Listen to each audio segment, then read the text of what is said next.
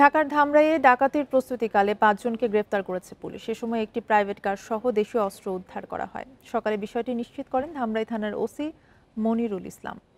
তিনি জানান, বৃহস্পতিবার বাথুলি এলাকায় ঢাকা আরিচা মহাসড়কে অভিযান চালানো হয়। এ সময় হাতুড়ি, চাকু ও লোহার রড সহ প্রাইভেট কারে থাকা ৫ জনকে আটক করা হয়।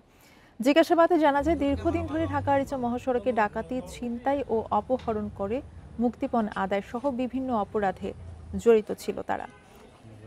তাদের বিরুদ্ধে বিভিন্ন থানায় একাধিক মামলা রয়েছে। মামলা দায়েরের পর সকালে তাদের আদালতে পাঠানো হয় বলেও জানায় পুলিশ।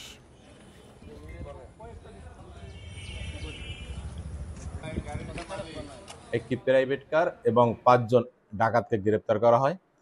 ডাকাতদের স্বীকারোক্তি মোতাবেক তারা স্বীকার করে যে তারা এই এলাকায় ডাকাতির জন্য এসেছিল। তাদের কাছ থেকে একটি চাকু, ৪টি রড, একটি হাতুড়ি এবং তাদের ব্যবহৃত প্রাইভেট কার উদ্ধার করা হয়।